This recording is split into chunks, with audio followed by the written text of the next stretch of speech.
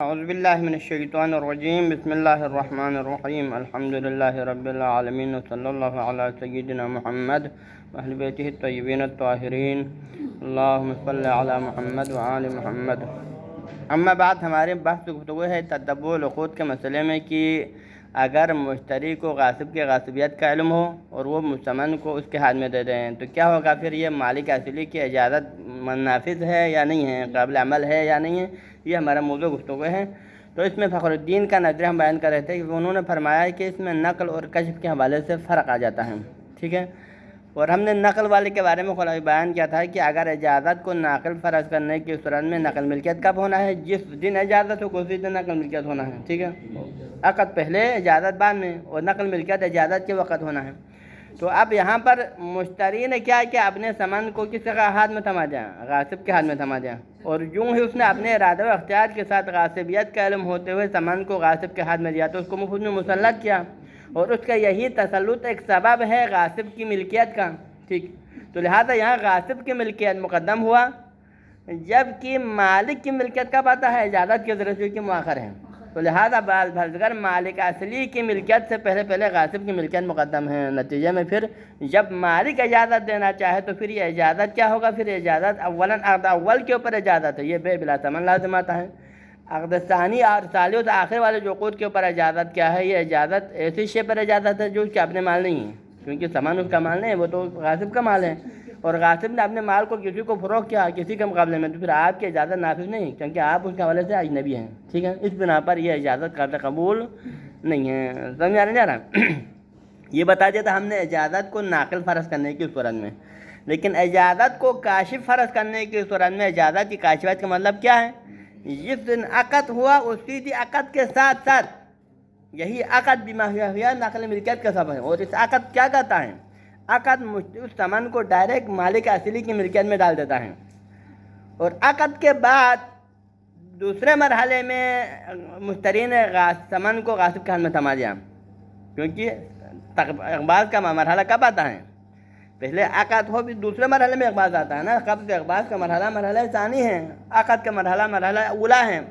اب پہلے مرحلے میں عقد کے وقت ہی کیا ہوا؟ نقل ملکیت ہوا اس عقد کے ذریعے سے، کیونکہ مالک کی اجازت نے کشف کیا کہ عقد کے دن سے نقل ملکیت ہوا ہے، اور یہ سامان کس کی ملکیت میں گیا؟ ڈائریکٹ ہی مالک اصلی کی ملکیت میں۔ اور دوسرے دن پھر مشتری نے سامان کو غاصب کے ہاتھ میں دیا، اور یہ تسلط ہے۔ اب یہ تسلط کس کے مال پہ تسلط ہے؟ گویا کہ مالک اصلی کے مال کیوں ہے، کیونکہ اب آپ کا اپنا مال نہیں رہا، آپ کا یہ مال اس مبی کی مالک کی ملکیت میں چلا گیا ہے، تو آپ نے کسی غیر کے مال کو مسلط کیا ہے، کس کے ہاتھ؟ غاصب کے ہاتھ میں۔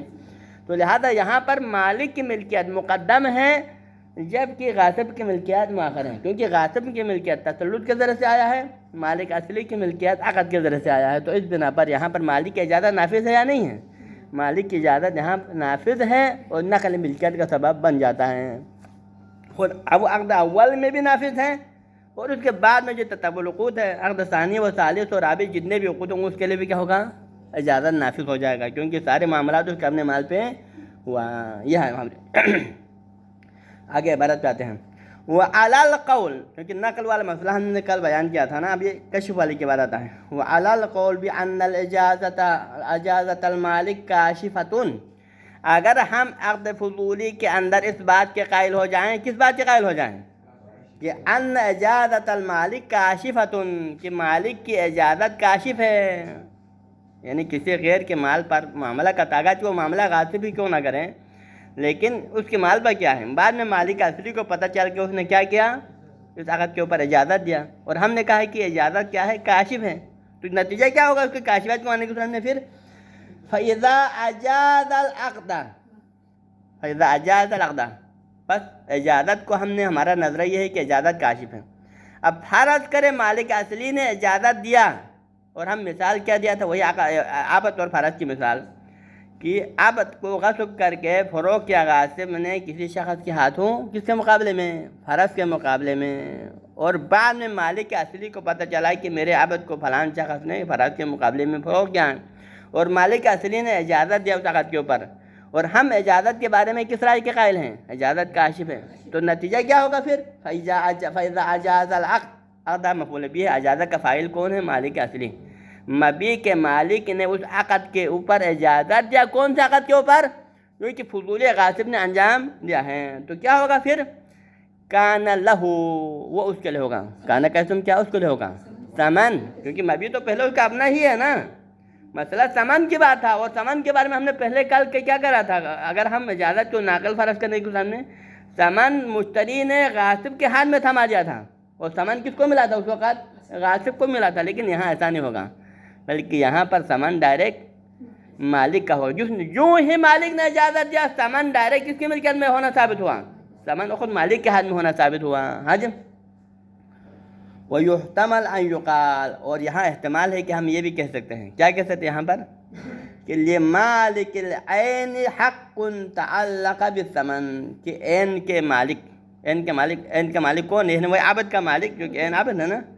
اس عین کے مالک کے لیے کوئی حق ہے، اس کے اوپر حق نہیں، اس کے لیے.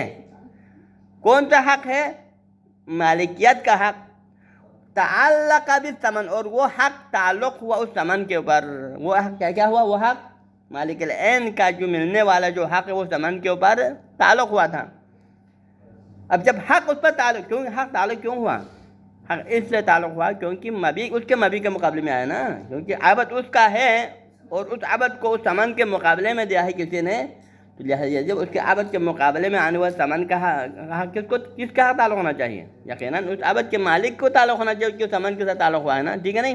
تو لہٰذا اس بنا پر فَإِنَّ لَهُ إِجَازَةُ الْبَيْعِ وَعَقْدُ الثَّمَنِ، تو جب اس کا حق ثمن پر جب تعلق ہو چکا ہے تو پھر مالک کو یہ حق حاصل ہے. فَإِنَّ لَهُ، مالک کو یہ حق حاصل ہے. کیا حق حاصل ہے؟ کہ اجازت البیع وعقد الثمن، کی اس بیع کی اجازت بھی دے سکتا ہے. کیونکہ ہمارے نظر میں اجازت کاشف ماننے کی، اس نے اجازت دینے کا حق اس کو حاصل ہے. فإن له اجازت البیع، مالک کو، عبد کے مالک کو یہ حق حاصل ہے کہ اس بیع کی اجازت. کون سے بیع کی اجازت؟ کیونکہ اس کے عبد کو فرض کے مقابلے میں جو فروغ کیا ہے، اس بیع کی اجازت دینے کا حق اس کو حاصل ہے. وہ اخذ الثمن، اور اس کی اجازت دینے کے ذریعے سے کیا کر سکتا ہے؟ وہ اس عبد کا جو ثمن ہے، جو فرض ہے، اس کو واپس اپنے قبضے میں لے سکتا ہے. ٹھیک ہے نا؟ اب یہاں پر ہم کہیں گے تو پھر وہ ثمن تو پہلے سے غاصب نے، مشتری نے غاصب کو دیا ہے، پھر آپ کیسے لے لیں گے ثمن؟ تو یہاں پر جواب کیا ہے کہ یہاں پر مالک، یہاں پر دو قسم کا حق ہوا. ایک مالک کا حق بھی ثمن پہ جم گیا، اور دوسرا غاصب کا بھی ایک قسم کا قبضہ اس کے اوپر جم گیا ہے تسلط کے ذریعے سے. لیکن پہلے کون سا ہوا ہے؟ مالک کا حق پہلے تعلق ہوا، کیونکہ ہم اجازت کو، کیونکہ ہم ان علماء کے حق، یعنی جو طرفدار ہیں جو اجازت کو کاشف سمجھتا ہیں، تو لہذا اجازت کو کاشف سمجھنے کے صورت میں پھر عقد کے دن سے اور دوسرے عقد کے ذریعے سے ہی کیا ہوا ہے؟ ذریعے سے ہی مبی مشتری کی ملکیت میں چلا گیا اور ثمن مالک کی ملکیت میں آیا ہے.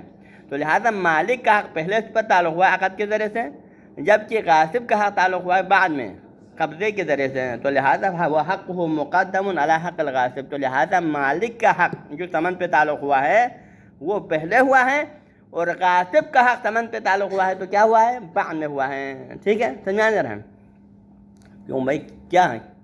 مالک کا حق پہلے، غاصب کا حق بعد میں. وجہ کیا ہے؟ فرماتے ہیں کہ لأن الغاصب یؤخذ بأخص احوالہ واشق علیہ، کیونکہ یہاں پر حیثیت، اس کا حق اس کے اوپر جمنے کا جو حیثیت میں فرق ہے. مالک کی ملکیت کی حیثیت اقویٰ ہے، اور غاصب کی اس ملکیت والی حیثیت بدتر ہے. کیوں؟ کہ مالک کا حق اگر ثمن پہ تعلق ہوا ہے تو کیونکہ شریعت نے اس کو اجازت دیا ہے، کیونکہ شریعت اس کو اجازت دیتا ہے شریعت نقطۂ نگاہ سے کہ آپ اپنے مال کو دے کر اس کے ثمن کو اپنے قبضے میں لے سکتے ہیں. تو لہذا ثمن پر مالک کا قبضہ جمنا یہ احسن الاحوال ہے، کیونکہ شریعت کی نظر میں صحیح ہے. لیکن غاصب کا ثمن پہ تعلق جمنا یہ غصبی ہونے کی وجہ سے، یعنی یہ ظالمانہ ہے. تو لہذا یہ اخص الاحوال و اشق الاحوال ہیں، یعنی ایک قسم کا ظلماً تعلق ہوا ہے، ایک قسم کا عدواناً تعلق ہوا ہے. تو اس بنا پر یہ بدتر ہے. تو لہذا مقدم کس کو کرنا چاہیں؟ جو احسن الاحوال، احوال میں جو ملکیت تعلق ہوا ہے وہ ملکیت مقدم ہے اس ملکیت کے مقابلے میں جو اخص الاحوال میں ہوا ہے. یہ ایک وجہ ہے. لیکن اس سے بھی بہتر ہم ایک اور وجہ جو انہوں نے یہاں پر جو یہ طریقہ بیان کیا ہے نا، لیکن اس سے بھی افضل طریقہ یا ہم جو جواب دے سکتے وہ کیا دے سکتے ہیں کہ یہاں پر ایسی بات نہیں احسن ہو، کیونکہ دونوں ایک ساتھ ہو تو یہ بات ہم دے سکتے ہیں نا کہ اگر دونوں ملکیت کا زمانہ ایک ہو، ایک ہی لمحے میں ہو، تو پھر یہاں پر اخذ و اجوت کی بات ہو رہا ہے. لیکن ابھی زمانے میں فرق ہے نہیں، ہم فرق زمانی ہے، یہاں مقدم تقدم زمانی بھی موجود ہیں. کیوں؟ کیونکہ مالک کی ملکیت عقد کے ساتھ ہی ہوا ہے. پہلے جب عقد ہوا اور اجازت نے بھی کشف کیا، بعد والے اجازت نے کیا کشف کیا؟ بعد والے اجازت نے کشف کیا ہے کہ جس لمحے میں عقد ہوا اسی لمحے میں ہی یہ سامان کس کی ملکیت میں چلا گیا؟ مالک کی ملکیت میں چلا گیا. جبکہ غاصب کی ملکیت کب ہوا ہے؟ بعد میں دوسرے دن یا تیسرے دن جب مشتری نے سامان کو غاصب کے ہاتھ میں تھما دیا، تب جا کے غاصب کا تسلط جم گیا. تو لہٰذا غاصب کا تسلط ضماناً کیا ہے؟ مؤخر ہے.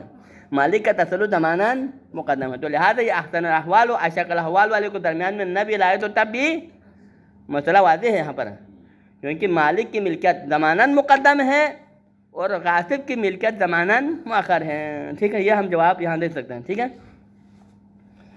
تو لہٰذا اس بنا پر لعن الغا، یہ صاحب یعنی فخر الدین کا اپنا جواب ہے یہ کہ اس کا حق پہلے مقدم کیوں ہے. اس کی وجہ انہوں نے کیا بیان کیا؟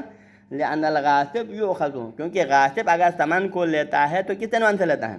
بأخذ احوالی، وہ بدتر احوال میں لیتا ہے. بدتر احوال یعنی غاصبانہ و ظالمانہ انداز میں، یعنی حیثیتاً یہ پستر ہے، اس کی ملکیت حیثیتاً پستر ہے کیونکہ اخذ احوال ہیں. وہ اشقھا، اور بدتر حالات ہیں علیہ اس الثمن، علیہ یعنی علی الثمن، یعنی ثمن پر غاصب کی مالکیت جمنا اور حق تعلق ہونا یہ اخذ اور اشقتر اور ظالمانہ انداز ہے. والمالک باجود الاحوال، جبکہ مالک کا ثمن پر حق کا تعلق ہونا یہ کس عنوان سے ہے؟ باحسن الاحوال، اجود الاحوال، اجوال میں سے جو احوال میں سے اجود ترین حالت. اجود یعنی بہتر حالت، کیونکہ شریعت کی نقطہ نگاہ سے اس کی جو ملکیت ہے اس میں کوئی اعتراض وارد ہے، کیونکہ شریعت نے اس کو اجازت دیا ہے کہ آپ کے مبیع کے مقابلے میں جو ثمن ہے آپ کا قبضہ جما سکتے ہیں. لہٰذا اس کا جو قبضہ ظالمانہ نہیں ہے، یہ جابرانہ نہیں ہے، عدوانی نہیں ہے، بلکہ یہ کیا ہے؟ شرعی ہے. لہٰذا اس بنا پر یہ اجود الاحوال ہے. اس بنا پر اس کو اجود الاحوال والے ملکیت کو ہم کیا کریں گے؟ مقدم کریں گے. ٹھیک ہے، ختم ہو گیا. ثم قال، اس کے بعد فخر الدین آگے، قال کا فاعل بھی فخر الدین ہے. فخر الدین اپنے جو ہے مطلب کو آگے بیان جاری رکھتے ہوئے فرماتے ہیں کہ کیونکہ یہ فخر الدین، اب یہاں اس فخر الدین کا نظرہ میرے خیال میں اصحاب کی طرف نسبت دے کے جو بات کیا تھا نا، کیونکہ کل ہم نے اصحاب کے بارے میں کیا کہا تھا؟ اصحاب کا نظرہ یہ ہے کہ اگر مشتری اپنے سامان کو غاصب کے ہاتھ میں تسلط کے طور پر تھمانے کی صورت میں، پھر اگرچہ وہ سامان غاصب کے ہاتھ میں موجود ہی کیوں نہ ہو، تب بھی مشتری اس سے رجوع نہیں کر سکتا. یہ کہا تھا نا، تو مطلب دو حالت ہے نا. جب مشتری نے سامان کو غاصب کے ہاتھ میں تھما دیا تو دو حالت خالی نہیں، یا سامان اس کے پاس عیناً موجود ہے یا سامان عیناً موجود نہیں ہے. تو اصحاب نے ان دونوں میں فرق نہیں کیا تھا کہ سامان اس کے پاس عیناً موجود ہو تب بھی رجوع کا حق نہیں ہے، اگر موجود نہ ہو طلب ہوا تو تب بھی رجوع کا حق حاصل نہیں ہے. دونوں صورتوں میں کوئی فرق نہیں ہے. ہاں جی، کیونکہ اس نے اس پر مفت میں تسلط جمانے کا موقع فراہم کیا. لیکن فخر الدین ان دونوں میں فرق کر کے فرماتے ہیں کہ میرے نظر میں یہ دونوں برابر نہیں ہیں، بلکہ ہم یہ کہیں گے کہ اگر ثمن تلف نہیں ہوا ہے، غاصب کے پاس فعلاً موجود ہے، تو پھر اس طرح میں پھر مشتری کو رجوع کا حق حاصل ہے، وہ اپنے ثمن کو واپس لے سکتا ہے. لیکن اگر طلب ہوا ہو تو پھر اب اصحاب کی بات درست ہے کہ پھر رجوع کرنے کا حق حاصل نہیں ہے. یہ انہوں نے فرق کیا. ثم قال، فخر الدین آگے فرمایا، والاصح عندی، میرے نظر میں صحیح تر نظر یہ ہے کہ انہ مع وجود عین الثمن، کہ اگر وہ ثمن جو غاصب کے ہاتھ میں مشتری نے تھمایا ہے، اگر اس کا عین مال فرض، مشتری نے فرض کس کے ہاتھ میں دیا؟ غاصب کے ہاتھ میں، اور وہ فرض ابھی بھی غاصب کے پاس عیناً موجود ہے، تو پھر اس طرح میں کیا کر سکتا ہے؟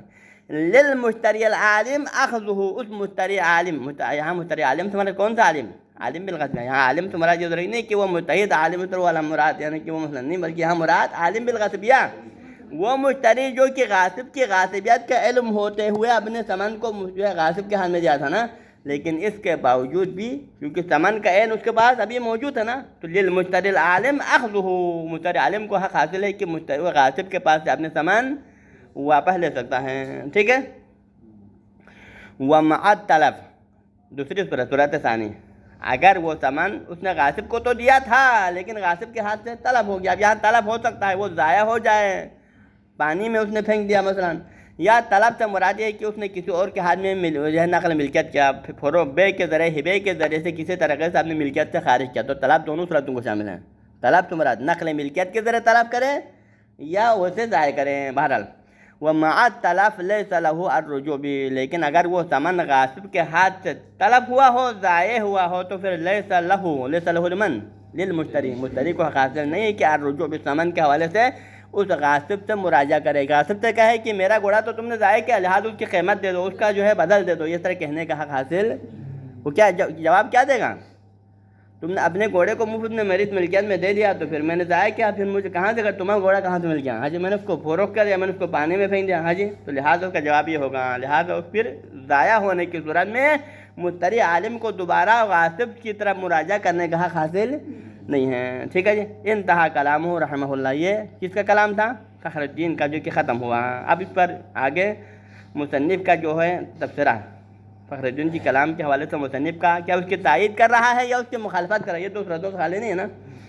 تو مصنف فرماتے ہیں کہ وہ ظاہر کلام ہی رحمہ اللہ، یعنی فخر الدین کے اس کلام کے جو ظاہر سے ہمارے سمجھ میں جہاں جو آ جاتا ہے وہ کیا ہے؟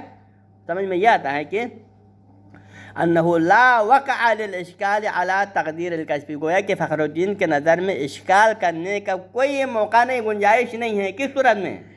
علی تقدیر الکشف، اگر ہم اجازت کو کاشف فرض کرنے کی صورت میں، مالک اس عقد اول کے اوپر اجازت دینے کی صورت میں، پھر وہاں پر کوئی کسی قسم کا اشکال وارد نہیں ہوتا ہے، بلکہ ڈائریکٹ سامان کس کی ملکیت میں جاتا ہے؟ مالک کی ملکیت میں جاتا ہے۔ اس کے بعد پھر یہاں پر کوئی اشکال وارد ہونے والا کوئی موقع و محل نہیں ہے، یعنی نہ ہم عقد اول پہ اشکال کر سکتے ہیں، نہ اس کے بعد العقود متتبعہ کے اوپر اشکال کر سکتے ہیں، وہ مسئلہ واضح ہے۔ وَهَذَا هُوَ الْمُتَّجِهُ، اور اس کی تائید کر رہا ہے مصنف، کیا کر رہا ہے؟ وَهَذَا هُوَ الْمُتَّجِهُ، اور میرے نظر میں بھی یہی بات کسی حد تک وزنی ہے، معقول ہے کہ کشف والی صورت میں اشکال وارد نہیں ہونا چاہیے، کسی قسم کا اشکال وارد نہیں ہونا چاہیے۔ ہاں جی، کیوں؟ اذ حینئذ، کیونکہ اس صورت میں، کس صورت میں؟ حینئذ لو کان الاجازہ کاشفۃ، یعنی کہ اگر اجازت کو اگر ہم کاشف فرض کرنے کی صورت میں کیا ہوتا ہے؟ یندفع ما استشکلہ قطب و شہید رحمہم اللہ، کہ قطب اور شہید دونوں نے اس عقد کے اوپر جو اشکال وارد کیا تھا نا، عقد اول پر بھی انہوں نے اشکال کیا تھا اور عقود متتبعہ پر بھی اشکال کیا تھا۔ کس عنوان سے اشکال کیا تھا؟ تسلط والے قول کے ذریعے سے۔ اشکال دونوں پر کیا کیا دونوں نے؟ اشکال اس وجہ سے کہ قول یہاں پر عقد اول میں بھی اشکال ہے کیونکہ بے بلا ثمن لازم آتا ہے، اور عقود متتبعہ پر بھی اشکال وارد ہوتا ہے کیونکہ یہاں وہ اجنبی ہو جاتا ہے، اس وجہ سے یہ اشکال تھا نا۔ تو اگر آپ اجازت کو کاشف ماننے کی صورت میں یہ دونوں اشکال لازمی آتا ہے، بے بلا ثمن ہونا بھی لازم نہیں آتا ہے کیونکہ تسلط تو پہلے مالک کا مقدم ہوا، لہذا ثمن پہلے سے مالک کی ملکیت میں چلا گیا، تو پھر غاصب کے تسلط کا موضوع ہی طرح سے کیا ہو جاتا ہے؟ پھر منتفی ہو جاتا ہے۔ تو نہ بے بلا ثمن والا اشکال بھی ختم ہو جاتا ہے، اور بعد میں اجنبی ہونے والا مسئلہ بھی خود بہت اٹھ جاتا ہے کیونکہ اجنبی نہیں ہے، کیونکہ سارے معاملات اس کے اپنے مال پہ ہوا ہے، ٹھیک ہے نا۔ لہٰذا اس بنا پر اذ حینئذ کا اشارہ کس بات کی طرف ہے؟ اجازت کو کاشف فرض کرنے کی صورت میں، اگر اجازت کو آپ کاشف فرض کرنے کی صورت میں کیا ہوتا ہے؟ یندفع، دور ہو جاتا ہے۔ کیا دور ہو جاتا ہے؟ مستشکلہ القطب والشہید رحمہم اللہ، یعنی قطب اور شہید دونوں نے جو عقد اول اور عقود متتبعہ پہ جو اشکال کیا تھا، یہ دونوں رفع ہو جاتا ہے۔ کیوں رفع ہو جاتا ہے؟ کیونکہ یہ دونوں اشکال کس کے مبنی تھا؟ تسلیت پہ مبنی تھا۔ ان دونوں اشکال کی بنیاد کس طرح کا تھا؟ انہوں نے مشتری کے تسلیت مجانی کے اوپر رکھ لیا تھا، لیکن یہاں پر کشف والی صورت میں یہ تسلیت مجانی کا کوئی حیثیت نہیں رہا نا، کیونکہ مالک کا حق پہلے مقدم ہے، تسلیت مجانی کا موضوع اس طرح سے ختم ہوا ہے، تو لہٰذا خود بخود اشکال جس بنیاد پہ تھا وہ طرح سے اشکال کا بنیاد ہی ختم ہو گیا، اشکال وارد نہیں ہو سکتا ہے۔ سمجھ میں آنے ہے؟ بِأَنَّ تَسْلِيطَ الْمُشْتَرِي لِلْبَائِعِ عَلَى الثَّمَنِ، کیونکہ مشتری کا بائع فضولی کا ثمن پر مسلط کرنا کس قول کے تحت؟ علی تقدیر الکشف، کشف والے قول کے تحت۔ اجازت کو اگر ہم کاشف ماننے کی صورت میں مشتری کا اپنے اس ثمن پر فضولی کو مسلط کرنا، یہ کون سی تسلیط ہے؟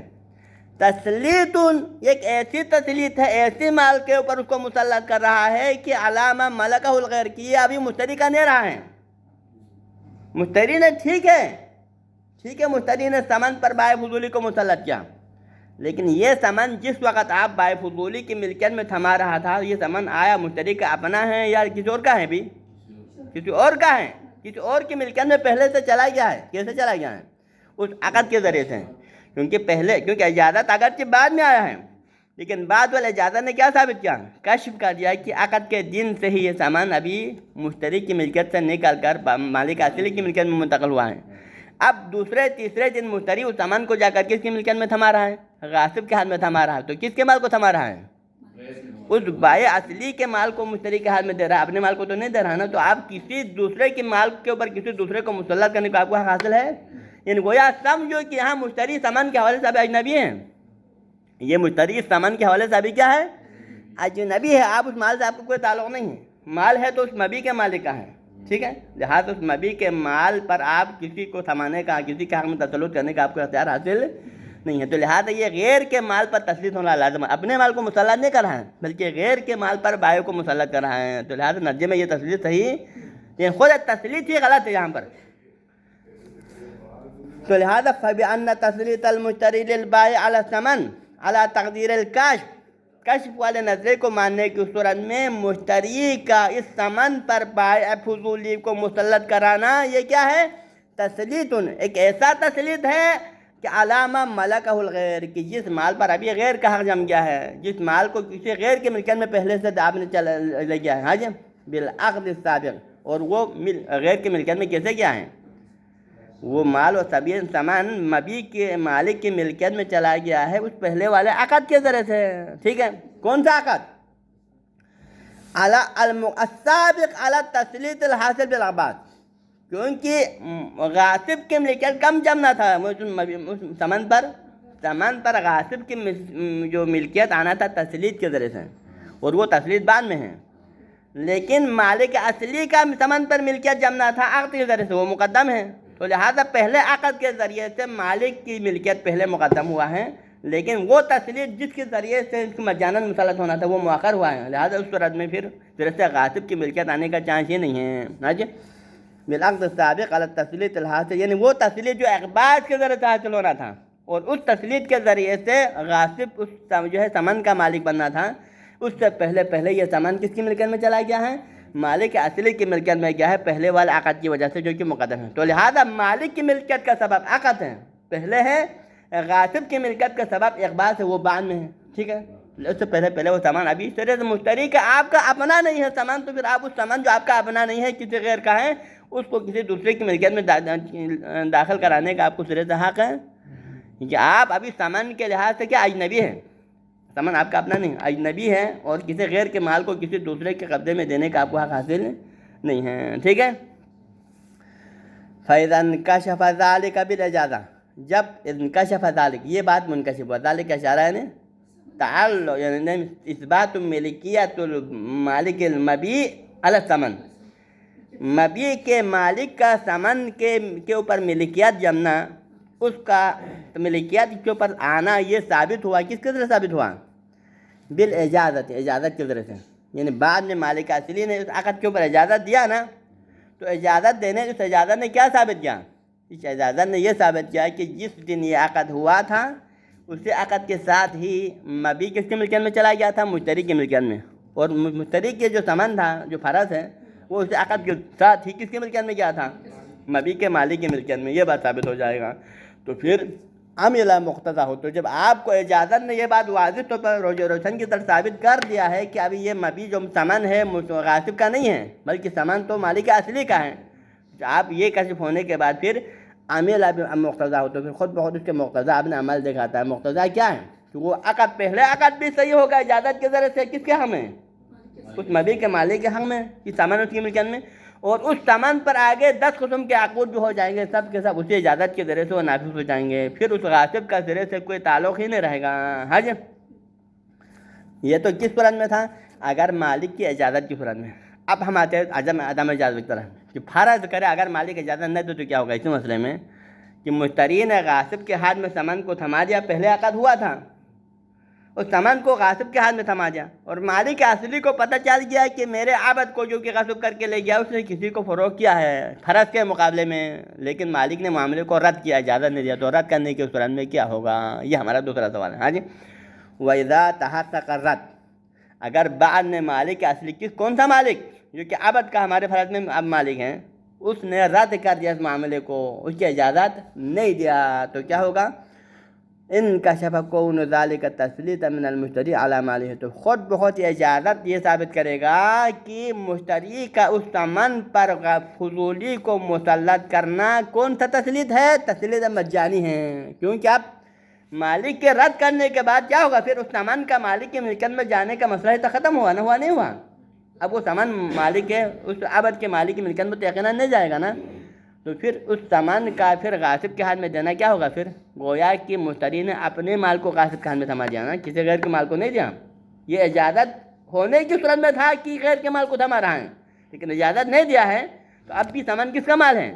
مشتری کا، اور مشتری نے اپنے مال کو غاصب کے ہاتھ میں مفت میں اس کو کھانے کے لیے دیا ہے، تو لہٰذا خود بہت اس کی ملکیت کے اوپر جم جائے گا، اس کی ملکیت خود بہت ثابت ہو جائے گا۔ حج وَإِذَا تَحَقَّقَ الرَّدُّ انکشف، جب رد آ جائے مالک کی طرف سے تو پھر یہی رد خود بہت اس بات کو کشف کر لیتا ہے کہ کون ذالک تسلیط، کون ذالک کا اشارہ کیا ہے؟ یعنی کون تسلیط المشتری للبائع فضولی الغاصب علی الثمن، مشتری کا بائع فضول غاصب کو ثمن پر مسلط کرنا، یہ کون سا مسلط تھا؟ تسلیط من المشتری علی مالہ، یعنی کہ مشتری نے کسی غیر کے مال کو مسلط نہیں کیا تھا بلکہ اپنے مال پر غاصب کو مسلط کیا تھا، اور وہ بھی مجانن ہو جائے گا۔ ہاں جی، تو جب آپ نے جانتے بوجھتے اپنے مال پر غاصب کو جب مسلط کرتا ہے تو پھر فلیس لہ ان یستردہ، تو پھر واپس لینے کا حق ہے کیا آپ کو؟ آپ نے اپنے مال پر غاصب کو مسلط کیا، جب کہ آپ اس کی غاصبیت کو جانتا ہے، تو پھر آپ کو اپنے جو سامان کو واپس لینے کا حق حاصل نہیں ہے، ٹھیک ہے نا؟ کس کے مطابق؟ بناء علی ما نقل من الاصحاب، اس قول کے مطابق جو اصحاب نے، کیونکہ اصحاب نے فرق نہیں رکھا تھا نا، اصحاب نے کیا رکھا تھا؟ فرق نہیں رکھا تھا کہ چاہے غاصب کے ہاتھ میں عین مال باقی ہو تب بھی رجوع کرنے کا حق نہیں ہے، غاصب کے ہاتھ میں عین مال باقی نہ ہو، تلف ہو، تب بھی رجوع کا، یہ اصحاب کے نظر رکھتا ہے۔ لیکن فخر الدین نے پہلے کیا کہا؟ اگر عین مال موجود ہے تو رجوع کر سکتا ہے، لیکن تلف ہوا تو رجوع نہیں کر سکتا ہے۔ لیکن اصحاب کا نظریہ کیا ہے؟ اصحاب کہتے ہیں کہ مطلقاً رجوع کا حق حاصل نہیں ہے، چاہے وہ عین مال موجود ہو، عین مال تلف ہو، کیونکہ جب آپ نے اپنے مال پر غیر کو مسلط کیا اور وہ بھی مجانن، پھر اس کو ملکیت، آپ کو اس کی ملکیت جم گیا، اس کی ملکیت میں جانے کے بعد دوبارہ واپس کرنے کا آپ کو سرے سے حق نہیں ہے، سواء بقیت العین ام تلفات، یہ ہوگا، ٹھیک ہے؟ اب تھوڑے نعم، یہ تو ہے کس بنا پر؟ کشف والے رائے کے تحت، نعم علی القول بالنقلی، لیکن اگر آپ اجازت، دوبارہ آتے پلٹ کے نقل کی طرف، اگر آپ اجازت کو کیا فرض کریں؟ ناقل فرض کرنے کی صورت میں یقع الاشکال، پھر وہاں پر اشکال وارد ہو سکتا ہے۔ ہاں جی، فی جواز، یعنی یہ مصنف نے اوپر کیونکہ کیا کہا تھا؟ لا وقع، اس پر عطف ہے، لا وقع الاشکال علی تقدیر الکشف، اگر کشف والے رائے کو ماننے کی صورت میں اشکال کا کوئی محل باقی نہیں رہتا ہے، لیکن اشکال کا محل اب آخرت سے مربوط ہے۔ یقع الاشکال فی جواز اجازت العقد الواقع علی الثمن، اگر آپ اجازت کو ناقل فرض کرنے کی صورت میں اشکال وارد ہو جاتا ہے کہ آیا مالک کو پھر بھی اجازت دینے کا حق ہے؟ کون سا اجازت؟ کہ اس کے مال پر پہلے جو عقد ہوا تھا، اور عقد کے ضمن میں مشتری غاصب نے سامان کو، یعنی مشتری نے سامان کو غاصب فضولی کی ملکیت میں دیا ہے، تو اس کی اجازت دینے کا مالک اصلی کو یہ حق حاصل ہے یا نہیں ہے؟ یہاں پر اشکال وارد ہوگا، ہم کہیں گے کہ اشکال ہے۔ کیا اشکال ہے؟ کیونکہ آپ کیسے اجازت دے سکتے ہیں جبکہ آپ کی اجازت دینے سے پہلے مشتری نے غاصب کو کیا کیا ہے؟ سامان پر مسلط کیا ہے، وہ تو اس کی ملکیت میں چلا گیا ہے، لہٰذا آپ کی اجازت کے لیے کوئی موضوع رہے گا نہیں رہے گا، اجازت کے لیے کوئی موقع باقی نہیں رہتا، لہٰذا یہاں پر اشکال وارد ہو سکتا ہے۔ حج لأن اجازت مالک المبیع لہو، کیونکہ اس مبیع کی مالک کا اس عقد کے اوپر اجازت دینا ہے، مبیع پر عبد پر عقد ہوا غاصبانہ طور پر، اور مالک اصلی کیا اجازت کرنا چاہتا ہے؟ اجازت دینا چاہتا ہے اس عقد کے اوپر۔ یہ عقد کے اوپر اجازت دینا کب آپ کے لیے صحیح ہے؟ آپ کی اس اجازت کا صحیح ہونا موقوف ہے علی تملکہ للثمن، کہ آپ اس ثمن کی ملکیت پر، آپ کا ثمن پر، آپ کی ملکیت کا ثمن پر جمنے کا امکان ہو، ٹھیک ہے؟ یعنی آپ اپنے اجازت کے نتیجے میں ثمن آپ کی ملکیت میں آ سکتا ہوں، کیونکہ ہم نے اجازت کو ناقل کر دیا ہے، مسئلہ اجازت نقل والے صورت میں، تو نقل ملکیت کب ہونا ہے؟ اجازت کے دن ہونے سے پہلے تو نہیں ہونا ہے. تو لہٰذا آپ کے اجازت دینے کے بعد اس اجازت کے ذریعے سے ثمن آپ کی ملکیت میں آ سکتا ہے تو آپ کو اجازت نکاح ہے. لیکن یہاں مسئلہ ایسا نہیں ہے.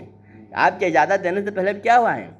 ثمن ابھی آپ کی وہ کسی دوسرے کی ملکیت میں چلا گیا ہے. تو آپ اجازت دے تو فائدہ نہیں ہوگا، اجازت نہیں دے تو، کیونکہ آپ کی اجازت دینے کی ذریعے سے ثمن آپ کی ملکیت میں آنے کا امکان. تو لہٰذا لأن اجازت مالک المبیع لہو للعقد. ہاں جی، عقد ثانی نے عقد اول ہی سمجھا. یہاں عقد اول کی بات ہو رہا ہے. ٹھیک ہے، عقد اول ہی مراد ہے یہاں پر، کیونکہ ابھی عقد ثانی تو اس کے بعد والے مراحل ہے نا. عقد اول کے اوپر مبیع کے مالک کے اجازت دینا موقوف ہے. کس کے اوپر موقوف ہے؟ علی تملک للثمن. ثمن کے اوپر آپ کی تملک جم جائے، تملک آنے کا امکان ہو، تب جا کے اجازت ہے. کیوں؟ لأنه قبلها اجنبی عنہ. یہ میرے خیال میں یہ عقد ثانی ہے، آپ فرض کر سکتے ہیں یہ کن حد تک، کیونکہ جب آپ عقد ثانی کے بعد اجازت دینا چاہیں تو عقد اول کے ضمن میں کیا ہونا چاہیے؟ ثمن آپ کی ملکیت میں آنا چاہیے، تب جا کے آپ عقد ثانی کی اجازت دے سکتے ہیں. ٹھیک ہے نا. لأنه قبلها اجنبی عنہ، کیونکہ جب آپ ثمن آپ کی ملکیت میں آیا ہی نہیں ہے تو اجازت دینے کی صورت میں کیا ہوگا؟ پھر آپ گویا کہ معاملے سے کیا ہو جاتا ہے؟ اجنبی ہیں. ہاں جی. والمفروض، اور ہمارا فرض یہ ہے کہ ان تملکہ الثمن موقوفۃ علی الاجازہ. مالک کا ثمن پر ملکیت جمنا کس پر موقوف ہے؟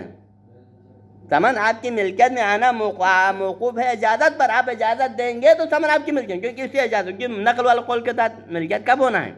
جس دن اجازت ہوگا اسی دن، اجازت کے دن سے ثمن آپ کی ملکیت میں آنا ہے. تو لہٰذا اس بنا پر آپ ثمن پر آپ کی ملکیت میں آنا موقوف ہے اجازت پر. جب اجازت دیں گے تو ثمن آپ کی ملکیت میں آ جائے گا علی الاجازہ. ہاں جی.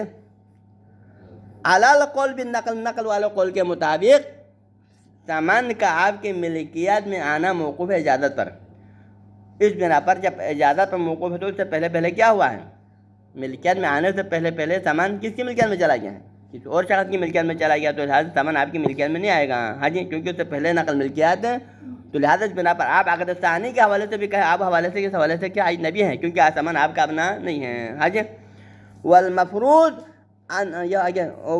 وکذا الاشکال فی اجازت العقد الواقع علی المبیع. یہاں پر دو ہیں. عقد کبھی ثمن پہ ہوا، کبھی مبیع پہ ہوا. تو یہاں پر اشکال، پہلا اشکال کس میں تھا؟ ثمن پر ہونے والا عقد کے بارے میں. یعنی ثمن پر، فرض پر عقد ہوا. یہ میرے خیال میں یہ مسئلہ ہے ثمن پر ہونے والے. پہلا مسئلہ ثمن پر، یعنی فرض کو اس بندے نے کسی اور کو فروخت کیا. اب مالک اصلی کیا چاہتا ہے؟ اس فرض اور دوسرے فرض کا، ہمارے مثال میں گاڑی اور فرض کا معاملہ، اس کے اوپر اجازت دینا چاہے تو اجازت دینے کے لیے کیا چاہیے؟ آپ ثمن آپ کا اپنا ہو تو ثمن پر ہونے والے معاملے کی آپ اجازت دے سکتے ہیں. ٹھیک ہے. اور ثمن آپ کا اپنا ہونے کے لیے کیا چاہیے؟ پہلے آپ کی اجازت کے ذریعے سے ثمن آپ کی ملکیت میں آئے تو پھر جائے ثمن آپ اپنا بنانے کا. لیکن اجازت کے ذریعے ثمن آپ کی ملکیت میں نہیں آ سکتا ہے. کیوں؟ کیونکہ ثمن پہلے تسلط کے ذریعے سے کیا ہوا ہے؟ غاصب کی ملکیت میں چلا گیا. کیونکہ اجازت مؤخر ہے، نقل ملکیت اجازت کے مؤخر ہے، جبکہ عقد پہلے ہے. اور عقد کے بعد اقبال، دو تین مرحلہ: عقد، پھر اقبال اور پھر اجازت.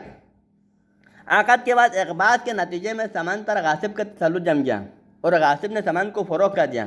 اور آپ تیسرے مرحلے پہ کیا کرنا چاہتے ہیں؟ اس ثمن پر ہونے والے عقد کے اوپر اجازت دینا چاہتے ہیں. تو پھر آپ اجازت کس سے دیں گے؟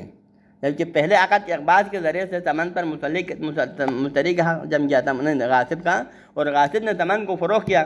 اب غاصب نے ثمن کو کون سے ثمن کو فروخت کیا؟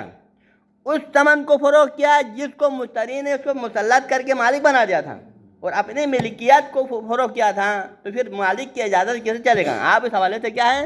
سرے سے اجنبی ہیں. ٹھیک ہے. یہاں اس کو ہم دوبارہ کل دہرائیں گے جہاں سے. ٹھیک ہے. صلی اللہ علیہ سیدنا محمد وعلی بیتہ الطیبین الطاہرین.